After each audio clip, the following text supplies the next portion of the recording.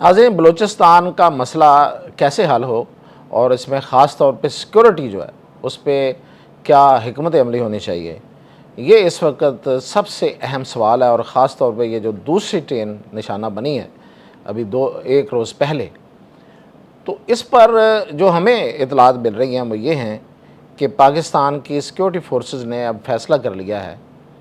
کہ بلوچستان کی فضائی نگرانی کا ایک بڑا جامع منصوبہ وہ بنایا جا رہا ہے۔ اور فضائی نگرانی کیسے ہوگی، یعنی کہ فضائی نگرانی کا مطلب یہ ہے کہ سیٹلائٹ کے ذریعے ان دشمنوں کی، ان جو فتنۃ الہندوستان کے یہ جو شتونگڑے ان کی نگرانی کی جائے، ان کو ڈھونڈا جائے اور ڈھونڈ کے پھر ان کو مارا جائے۔ تو یہ کیسے ہو سکتا ہے، یہ پلان کیا ہے، یہ اتنی جو جامع منصوبہ بندی جس کو کہا جا رہا ہے وہ کیا ہے، اور کیا اس کے علاوہ بھی کوئی حل ہے؟ تو اس پر بات کرتے ہیں میاں طاہر۔ دیکھیں، سب سے پہلے تو بلوچستان کا مسئلہ جو ہے یہ ایک پیچیدہ مسئلہ ہے۔ پیچیدہ اس لحاظ سے ہے کہ پاکستان کی کئی حکومتوں نے ماضی کی اس مسئلے کو، اس معاملے کو اپنے حساب سے ٹیکل کرنے کی کوشش کی۔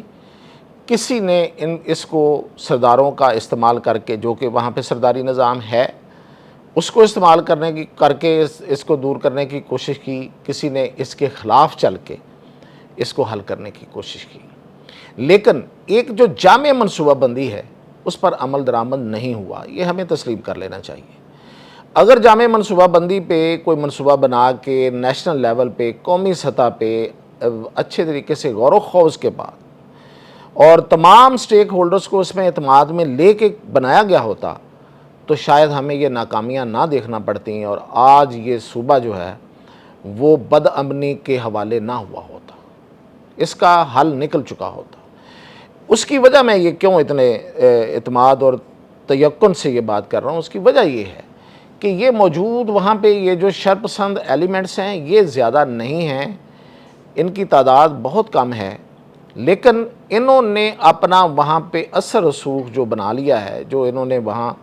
ایک اپنا جو خوف اور دبدبہ بنا لیا ہے وہ زیادہ ہے،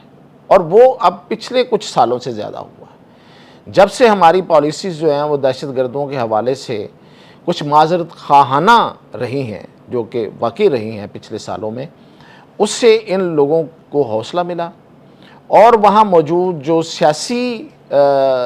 جو کیڈر ہے وہ تھوڑا کمپرومائز ہوا، بلکہ کچھ جگہوں پہ تو بالکل ہی کمپرومائز ہو گیا۔ اور پھر ایون کہ جو انتظامیہ ہے، جو ظاہر ہے کہ وہ بلوچستان کے لوگ ہیں، تو انہوں نے بھی اپنی جان بخشی کے لیے یہی رستہ اپنایا کہ جہاں کہیں ان کو مدد دینے کی یا وہ مانگیں تو وہ دے دی جائے اور رزسٹ نہ کیا جائے۔ میں انتظامیہ کے لحاظ سے جو بات کر رہا ہوں وہ لا اینڈ فورسز ایجنسیز کی بات نہیں میں کر رہا، وہ میں باقی انتظامیہ کی بات کر رہا ہوں، یعنی کہ ضلعی انتظامیہ اور باقی جو محکمے ہوتے ہیں، اس لیے کہ وہ لڑتے نہیں ہیں، نہ وہ لڑ سکتے ہیں، نہ وہ لڑنا جانتے ہیں، لیکن ان کو اگر پراپر سیاسی بیکنگ موجود نہ ہو اور وہ یہ ان کو نظر آ رہا ہو کہ یہاں پہ جو سیاسی ارادہ ہے یا جو ان کو ان دہشت گردوں کے خلاف لڑنے کا جو عزم ہے وہ کمزور ہے، تو وہ بھی پھر وہ تو سب سے پہلے، وہ تو ملازم پیشہ لوگ ہوتے ہیں، تو وہ سب سے پہلے نیچے آ جاتے ہیں۔ تو یہ ہے اصل میں اس مسئلے کی وجہ جو اس وقت بڑھ گیا ہے،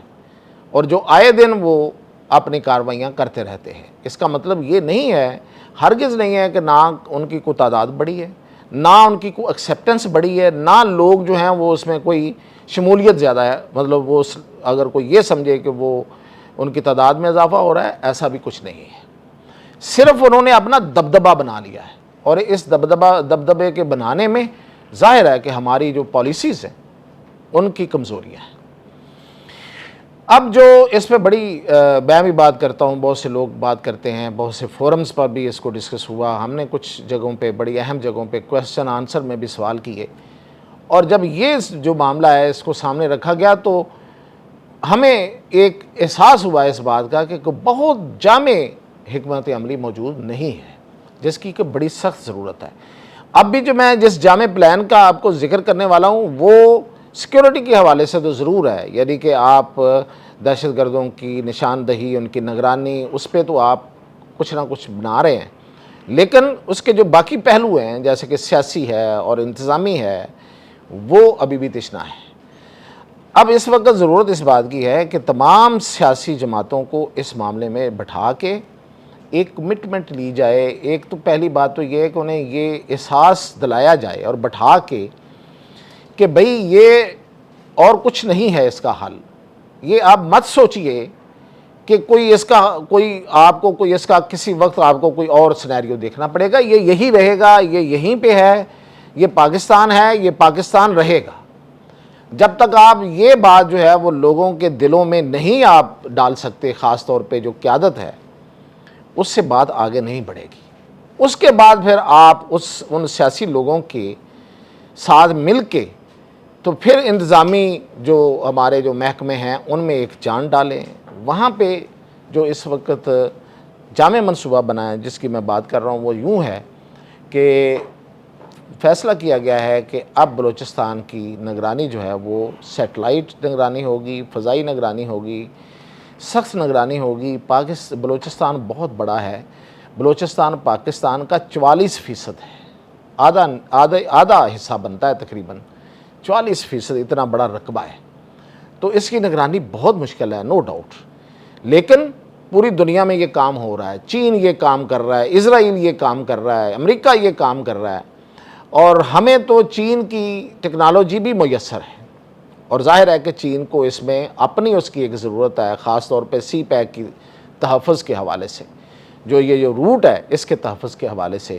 تو اس وقت جو ہے وہ نگرانی کا فیصلہ یہ ہوا ہے کہ سیٹلائٹ جو ہیں ہمارے، جو ہمیں جنگی معلومات دیتے ہیں، ان کو یہاں پہ جنگی مقاصد کے لیے اور جنگی بنیادوں پہ استعمال کیا جائے، اور پھر یہاں پہ ڈرون جو ہیں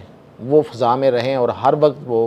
انفارمیشن بھی دیں، یعنی کہ ریکی کے جو ڈرون ہیں وہ بھی ہوں، اور جو کارروائی کرنے والے ڈرون ہیں